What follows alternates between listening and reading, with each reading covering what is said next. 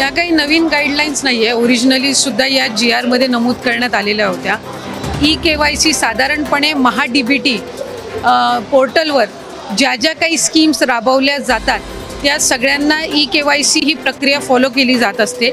साधारणपणे 91 अशा योजना आहेत ज्याच्यामध्ये KYC हे त्या ठिकाणी रूटीन ही प्रोसिजर आहे आणि तीच लाडकी बहीणमध्ये पण आहे।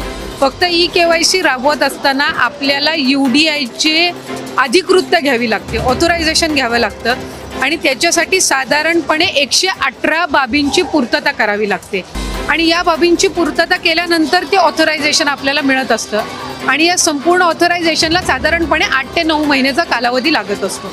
त्याच्यामुळे आम्ही ऑथरायझेशन मिळण्यासाठीची प्रक्रिया ही 8-9 महिन्यांपासून सुरू केली आणि ती मिळाल्यानंतर आम्ही KYCची प्रक्रिया ही सुरू केलेली आहे।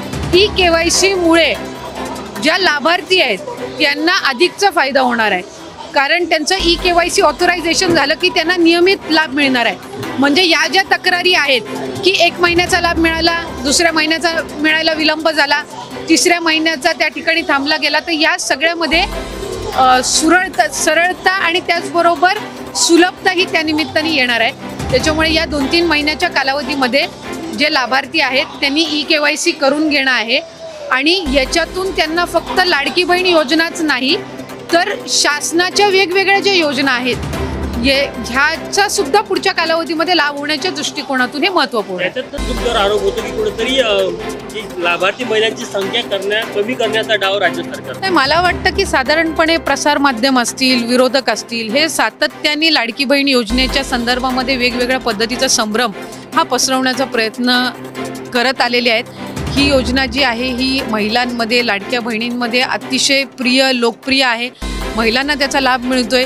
कुठेही आम्ही याच्यामध्ये लाडकी बहिणीची संख्या कमी करण्याचा प्रयत्न नाही आहे। मी म्हटल्याप्रमाणे KYCतून महिलांना रेग्युलरली नियमितपणाने लाभ देण्यामध्ये, म्हणजे ज्या लाभार्थी महिला आहेत त्यांना लाभ मिळण्यामध्ये आणखीन सुलभता येणार आहे आणि या व्यतिरिक्त पुढं सुद्धा शासनाच्या ज्या वेगवेगळ्या योजना निघतील, एकदा त्यांचं KYC झालेलं असेल की पुढच्या काही योजनांसाठी सुद्धा त्यांना ॲडिशनल काही प्रोसिजर्स कराव्या लागणार नाही।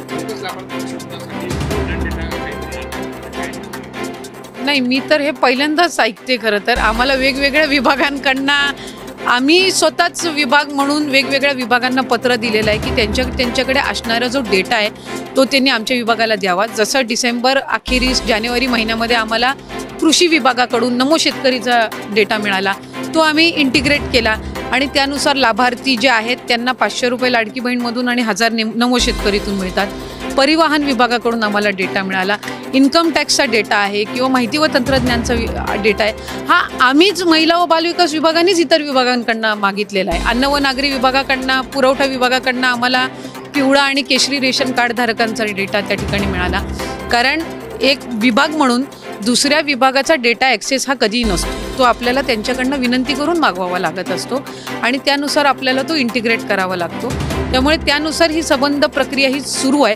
मला आपल्या माध्यमातून आणखीन एक गोष्ट लाडक्या बहिणींच्या आणि राज्याच्या जनतेच्या समोर पण आणायची आहे। लाडकी बहीण योजना आणायच्या आधी जवळपास म्हणजे आत्ता जे काही 2-2.5 कोटी लाभार्थी आहेत याच्यापैकी 50 लाखपेक्षा अधिक लाभार्थी असे होते ज्यांचं आधार कार्ड त्यांच्या बँक अकाउंटला सीडेड नव्हतं। ते या लाडकी बहीण योजनेच्या माध्यमातून झालं। 50 लाखपेक्षा अधिक लाभार्थ्यांचे आधार कार्ड हे त्यांच्या बँक खात्यासोबत सीडेड झाले, म्हणजे त्यांच्यासोबत लिंक झाले। याचा अर्थ असा की त्या ज्या महिला बऱ्याचशा वेळेला आधीच्या योजनांपासून वंचित राहिल्या असतील किंवा त्यांचं अकाउंटच त्या ठिकाणी बँकेचं नसेल, ते याच्यातून त्या ठिकाणी या योजनेतून तयार झालं। अशा बऱ्याचशा योजना महिला आहेत ज्यांच्या बँकच्या खात्यामध्ये फक्त 50-100 रुपये होते, पण आज दर महिन्याला त्यांच्या बँकच्या खात्यामध्ये या लाडकी बहीण योजनेतून 1500चा लाभ वितरित होत असतो। KYC बंधनकारक असतो प्रत्येक लाभार्थी 100% आणि त्याचा आम्ही सगळ्यांना कालावधी दिलेला आहे आणि तो कालावधी साधारणपणे 2-3 महिन्याचा असणार आहे, कारण त्यांना तेवढा कालावधी लागणार। त्याचबरोबर आम्ही पूर्ण त्याच्यामध्ये माहिती दिलेली आहे की ते करत असताना ती प्रक्रिया अतिशय सोप्या पद्धतीनं कशी केली जावी। त्याच्यामध्ये आमच्या स्थानिक पातळीवर जे महिला बालविकास विभागाचे अधिकारी आहेत, अंगणवाडी सेविका, मदतनीस आहेत, इतर विभागांचे महसूल प्रशासनाचे सुद्धा आहेत, त्यांचंही आम्ही त्यामध्ये सहकार्य घेऊ आणि मी आपल्या माध्यमातून सर्वच लाडक्या बहिणींना आश्वासित करते की महायुतीचे सरकार आदरणीय मुख्यमंत्री देवेंद्र फडणवीस साहेब, उपमुख्यमंत्री एकनाथ शिंदे साहेब आणि दादांच्या नेतृत्वाखाली लाडकी बहीण योजना अशाच पद्धतीनं सुरू राहणार. पात्र महिलांवर कुठल्याही पद्धतीचा अन्याय होणार नाही हे विभाग म्हणून आम्ही दक्षता घेत आलेलो आहोत आणि ती पुढेही घेत राहू.